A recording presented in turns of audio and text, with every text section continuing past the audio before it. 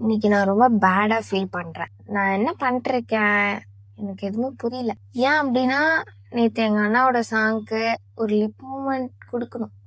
Scene எடுக்கிற கேப்ல நான் சீன் தான் என்ன போட சொன்னாங்க. நான் ரொம்ப நேத்து கேவலமா பண்ணேன். சரி, ஓகே, ப்ராக்டிஸ் பண்ணிட்டு பண்ணலான்னு இன்னைக்கும் பண்ணேன். இன்னைக்கும் அதே மாதிரிதான் பண்ணியிருக்கேன். இது எல்லாத்துக்கும் காரணம் என்னன்னா, என்னோட ஓவர் கான்ஃபிடன்ஸ் தான்.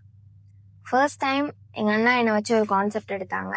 அது ஒர்க். ஸோ அங்க இருந்த மதப்புல அந்த ஓவர் கான்ஃபிடன்ஸ்ல நான் இங்கேயும் அதே மாதிரி பண்ணேன். பட் ஒர்க் ஆகல. ஏன் அப்படின்னா, நான் ப்ராக்டிஸ் ஒழுங்கா பண்ணல.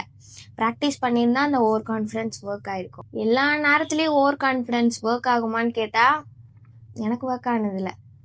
ஸோ இன்னைக்கு நான் என்ன புரிஞ்சுக்கிட்டேன்னா, ப்ராக்டிஸ் பண்ணணும். ப்ராக்டிஸ் பண்ணிட்டு ஒரு விஷயத்த பண்ணணும். ஒரு விஷயம் நான் நடிக்க போறேன்னா ஃபர்ஸ்ட் நான் அதை ஃபீல் பண்ணணும். நான் ஃபீல் பண்றேன். பட் ஆனால் அது எதிர்க்க இருக்கவங்களுக்கு அது ஃபீல் ஆகலைன்னா நான் ஃபீல் பண்றதுல ஒரு அர்த்தமே இல்லை. அந்த ஸ்டேஜ்ல நான் ஃபீல் பண்ணி தான் நடிக்கிறேன்ற ஒரு அர்த்தமே இல்லைல்ல. ஸோ நெக்ஸ்ட் டைம் பெட்டரா பண்ணணும். நான் பெட்டரா நல்லா ப்ராக்டிஸ் பண்ணணும். என்னோட ஓவர் கான்ஃபிடென்ஸ்ல வாங்கின சரிப்படியுது. This is day 4, the real version of me. Over confidence இருக்கலாம், பட் ஆனால் ப்ராக்டிஸோட ஓவர் கான்ஃபிடென்ஸ் இருந்தால் அது ஒர்க் ஆகும்னு நினைக்கிறேன். ஏன்னா எனக்கு ஒர்க் ஆனதில்லை.